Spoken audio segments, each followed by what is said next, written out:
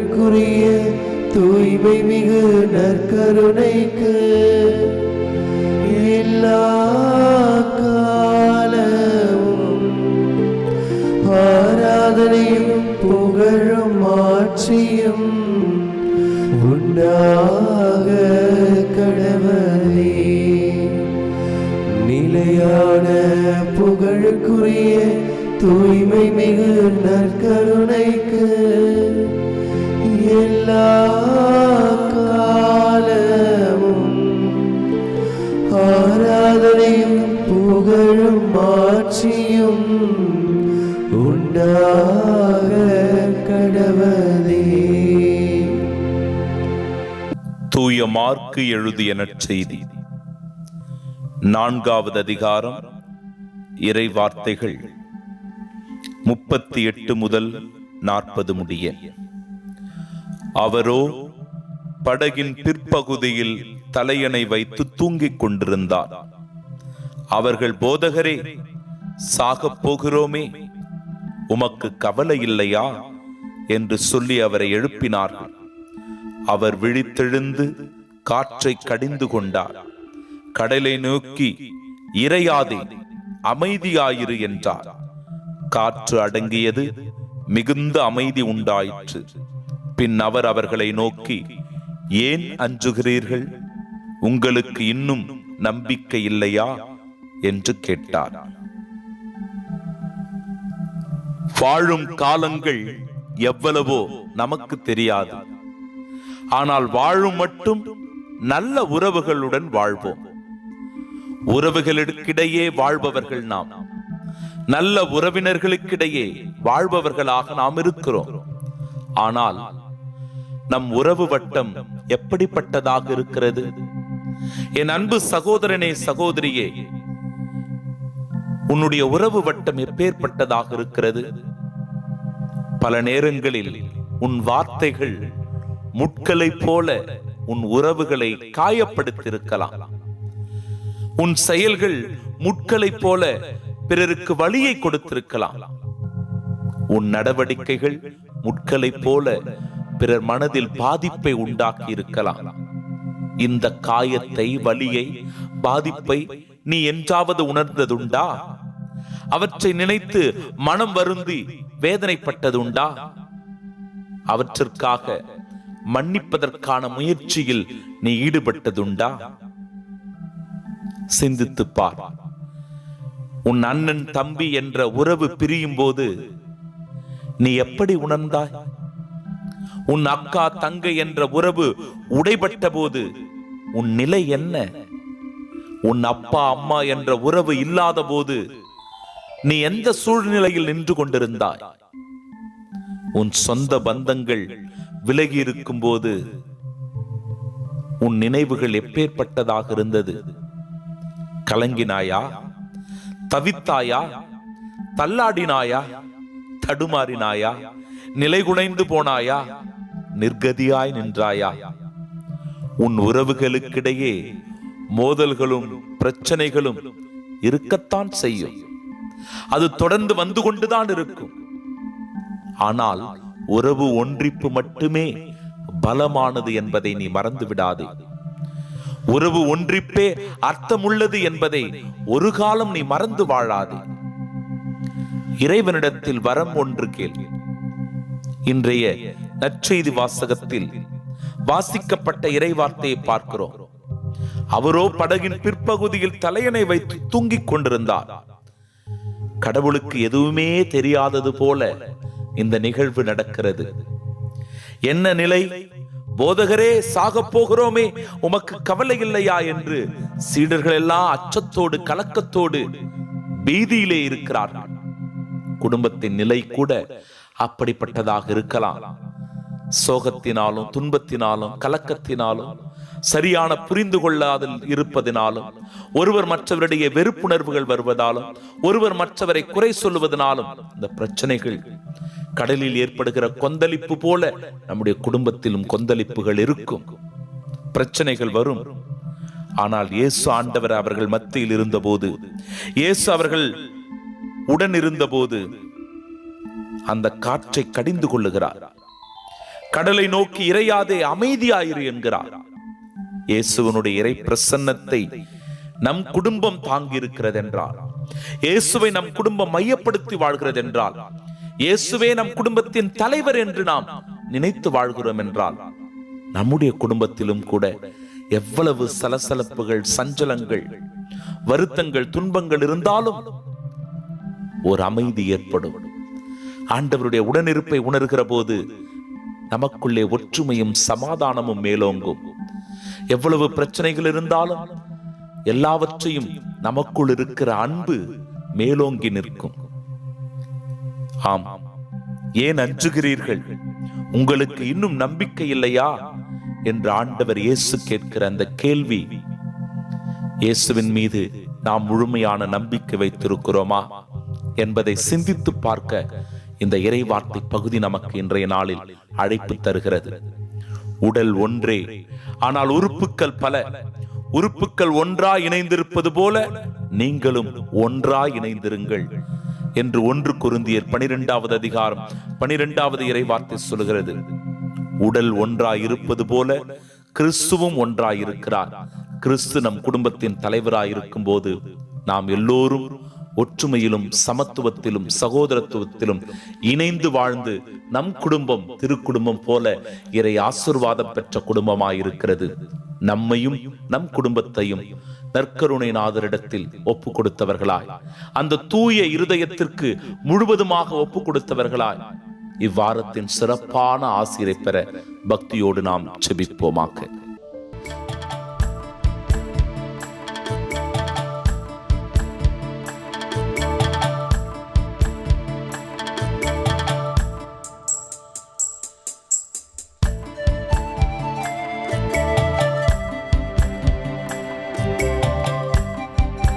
இயேசுவை நம்புகிறவர்கள், இயேசுவின் மீது விசுவாசம் கொள்கிறவர்கள் கைவிடப்பட்டதாக இந்த உலகத்தில் சொல்ல கேள்விப்பட்டதில்லை.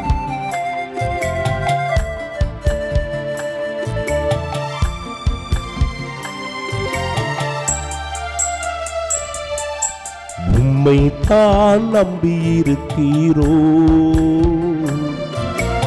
உம்மையன்றி யாரும் இல்லையப்பா. உம்மை தான் நம்பியிருக்கிறோ, உம்மையன்றி யாரும் இல்லையப்பா.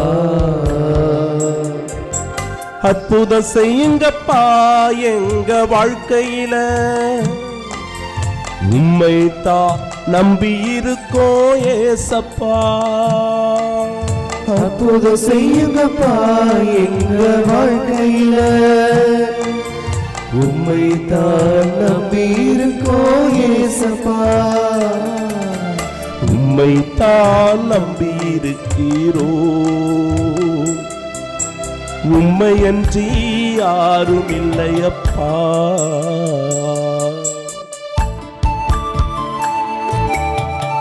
ஆண்டவரை நோக்கி நம்முடைய கரங்களை உயர்த்தி வேண்டி செபிக்கிற போது நாம் ஒருபோதும் வெறுங்கையராய் போக முடியாது. அவரை எதிர்பார்த்து நாம் காத்திருக்கிற போது நம்மை அவர் வெறுமனே அனுப்பிவிட மாட்டார். ஏனென்றால் வாக்கு மாறாத தெய்வம் அவருடைய முகத்தையே நோக்கி இருக்கிற நம்முடைய கண்களுக்கு ஆறுதலை தருகிறார், நம்முடைய இருதயத்திற்கு நம்பிக்கை ஊட்டுகிறார். எனவே அந்த ஆண்டவர் இயேசு கிறிஸ்துவில், அவருடைய ஆசீரில், அவருடைய அற்புதத்தில் இணைந்திருப்பதில் நாம் மகிழ்ச்சி கொண்டு அவருடைய முகத்தையே உற்று நோக்கி இருப்போம். அதுவே நமக்கு எல்லா விதமான அருள் ஆசீர்வாதங்களை கொண்டு வருகிறது என்பதை உணர்வோம்.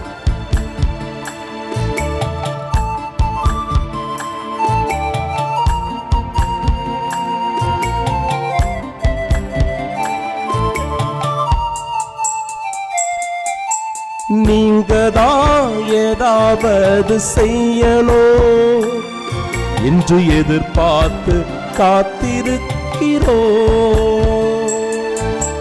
நீங்கதான் ஏதாவது செய்யணும் என்று எதிர்பார்த்து காத்திருக்கிறோம். சொன்ன வார்த்தையை பிடித்து கொண்டு நீ சொன்ன வார்த்தைய பிடிச்சு கொண்டு உங்க முகத்தையே நோக்கி இருக்கிறோம். உங்க முகத்தையே நோக்கி இருக்கிறோம். அற்புதம் செய்யுங்கப்பா எங்க வாழ்க்கையில, உம்மைத்தான் நம்பி இருக்கோ ஏசப்பா. அற்புதம் செய்யுங்கப்பா எங்க வாழ்க்கையில, உம்மை தான் நம்பி இருக்கோம் ஏசப்பா. உம்மைத்தான் நம்பி இருக்கிறோம், உம்மையன்றி யாரும் இல்லையப்பா.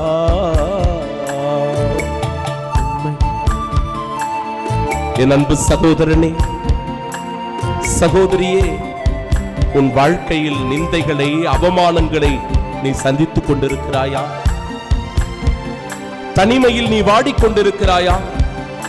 இந்த முதுமையில் எனக்கு யாரும் துணை இல்லையே என்று நீ ஒவ்வொரு நாளும் ஏங்கி தவிக்கிறாயா?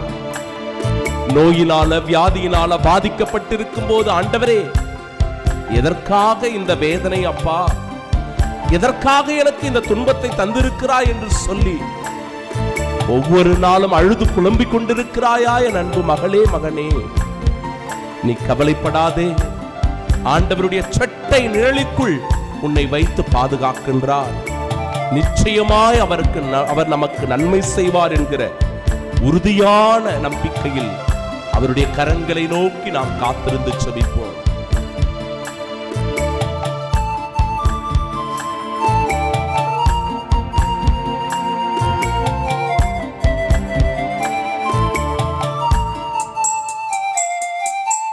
நிந்தையும் அவமானமும் சகித்துக் கொண்டு உன் செட்டை நிழலிலே வந்து நிற்கிறோம்.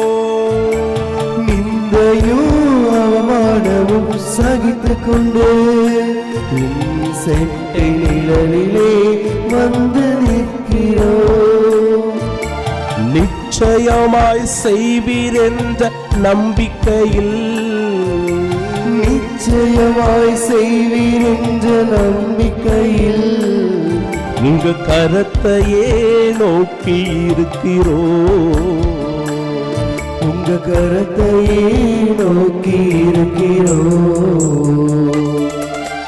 அற்புதம் செய்யுங்கப்பா எங்க வாழ்க்கையில,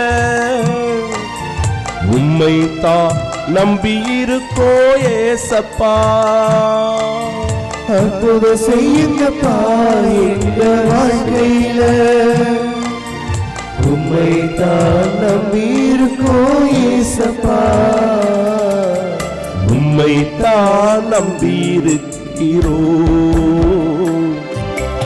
உம்மையன்றி யாரும் இல்லையப்பா.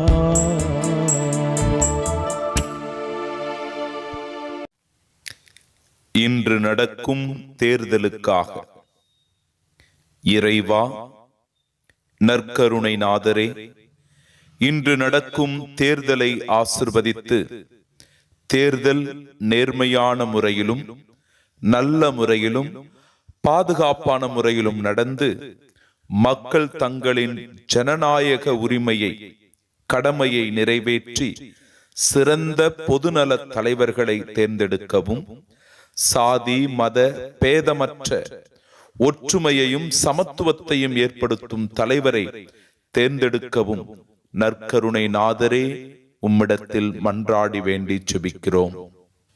குடும்பத்திற்காக இறைவா, நற்கருணை ஆண்டவரே, கணவன் மனைவி பிள்ளைகள் பெற்றோர் என இணைந்து வாழும் எங்கள் குடும்பத்திற்காக செபிக்கிறோம். எம் குடும்பம் ஒற்றுமையிலும் பொருளாதாரத்திலும் அன்பிலும் சிறந்து விளங்க உம்மிடத்தில் ஒப்பு கொடுக்கிறோம். நோய்கள், தீங்குகள், ஆபத்து, விபத்துகளிலிருந்து எங்களை பாதுகாத்து நற்கருணை நாதரே வழிநடத்தி அருள உம்மை மன்றாடுகிறோம். பிரிந்து வாழும் தம்பதியர்களுக்காக. இறைவா, நற்கருணை ஆண்டவரே, தெரிந்தோ தெரியாமலோ செய்த பிழையால் இன்றைக்கு பல தம்பதியர்கள் பிரிந்து தவித்து வருகிறார்கள். தங்களின் எதிர்காலத்தை தொலைத்துவிட்டு நிற்கிறார்கள். அவர்களின் மனதை மாற்றி ஒருவரை ஒருவர் புரிந்து கொண்டு அன்பு செய்து இணைந்து வாழ நற்கருணை நாதரே உம்மிடத்தில் ஒப்பு கொடுத்து ஜெபிக்கிறோம். நோயாளிகளுக்காக.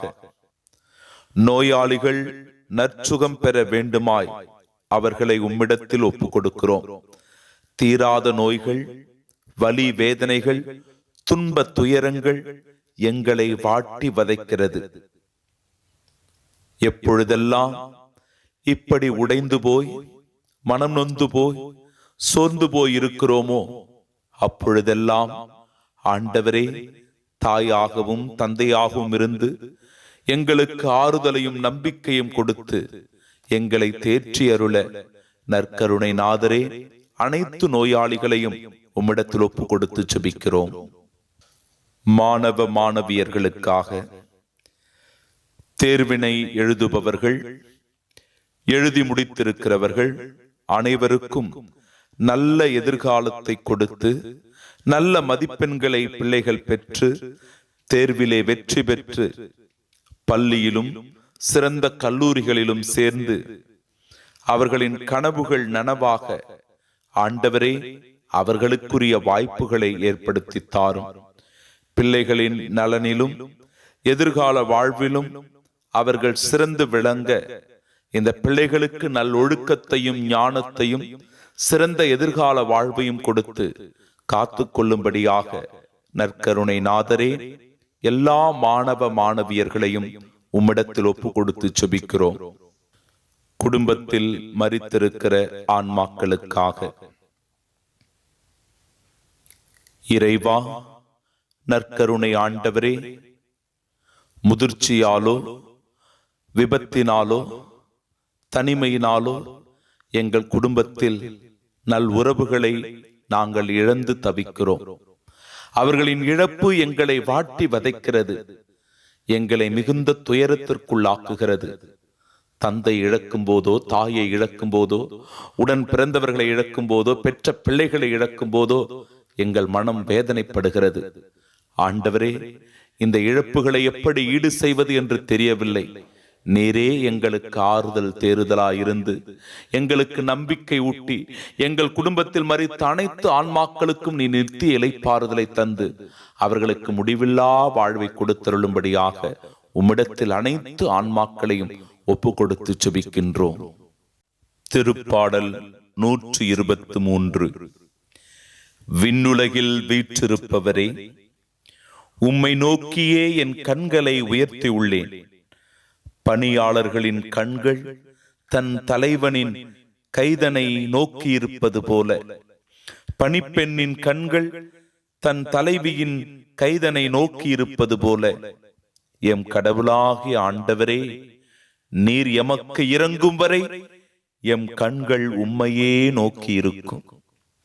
எங்களுக்கு இறங்கும் ஆண்டவரே, எங்களுக்கு இறங்கும். அளவுக்கு மேலேயே நாங்கள் இகழ்ச்சி அடைந்து விட்டோம். இன்பத்தில் திளைத்திருப்போரின் வசைமொழி போதும், இருமாந்த மனிதரின் பழிச்சொல்லும் போதும். கண்களை மூடி கைகளை உயர்த்தி ஆண்டவரை நோக்கி, நற்கருணை நாதரை நோக்கி, அந்த தூய இருதயத்தை நோக்கி நாம் பக்தியோடு உருக்கத்தோடு ஜெபிப்போமாக.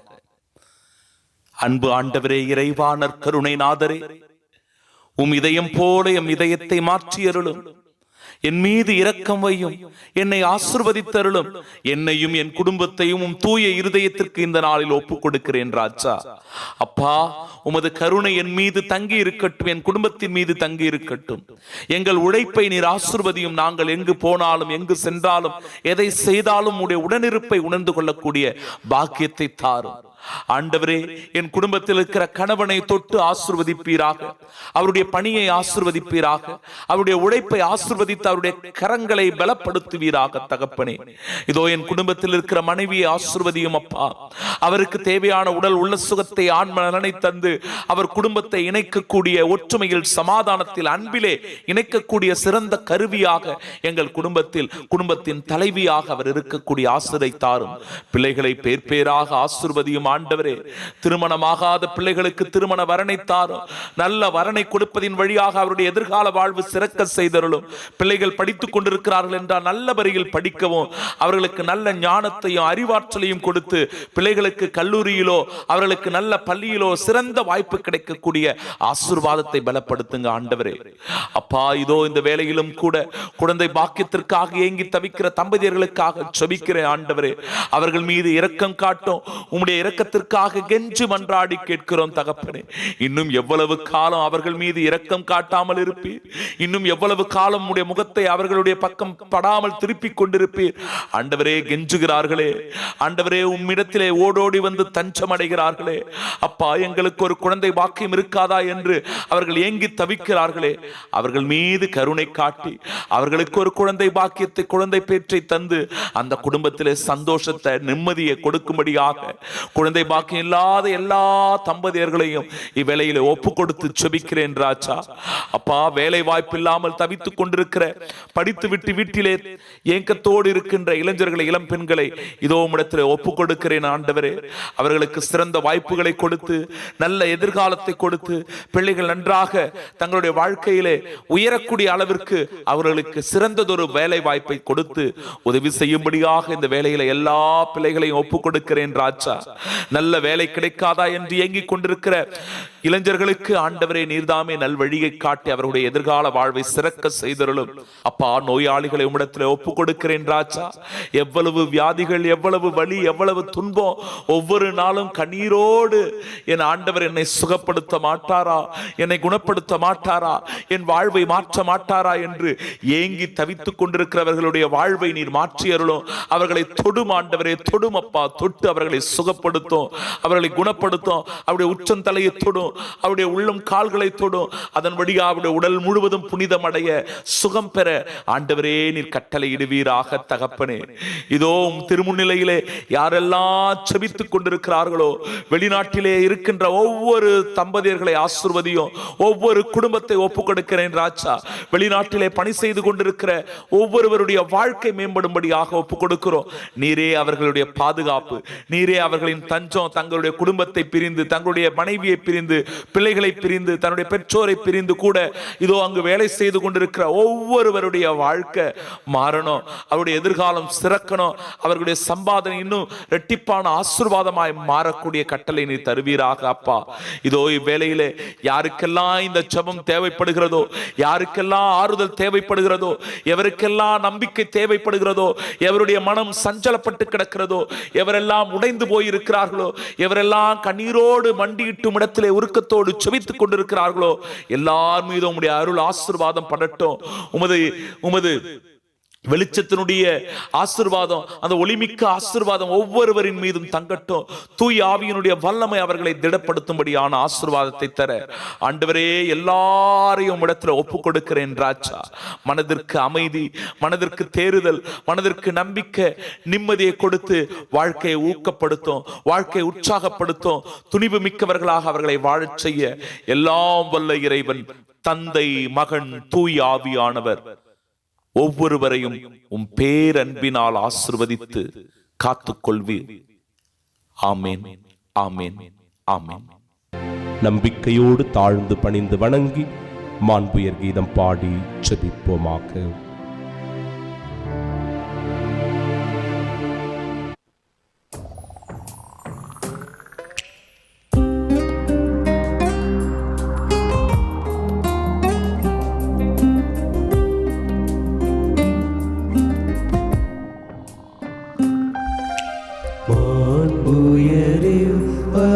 சாதனத்தை தாழ்ந்து பணிந்து ஆராதிப்போம்.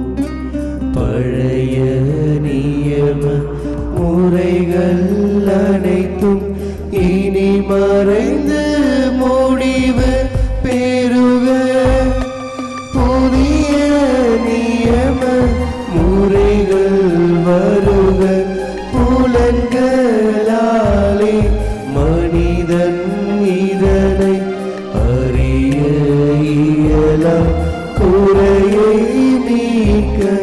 விசுவாசத்தின்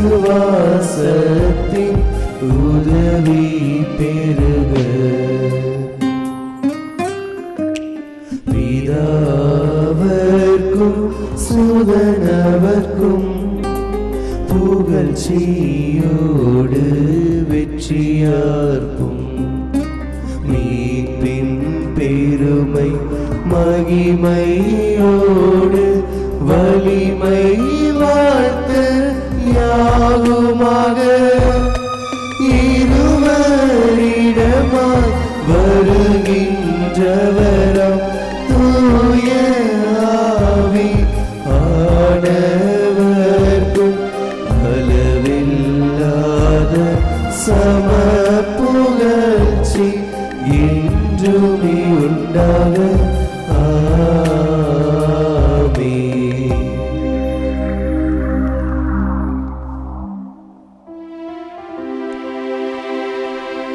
மன்றாடுவோமாக.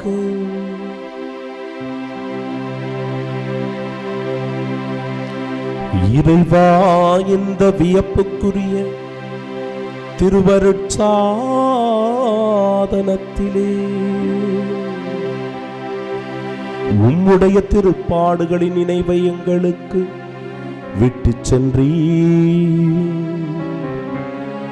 உமது திருவுடல் திருரத்தம் இவற்றின் மறைபொருளை வணங்கும் நாங்கள் உம்முடைய மீட்பின் பலனை இடைவிடாமல் அனுபவிக்க அருள் புரியும். தந்தையாகிய இறைவனோடு தூய ஆவியாரின் ஒன்றிப்பில் என்றென்றும் வாழ்ந்து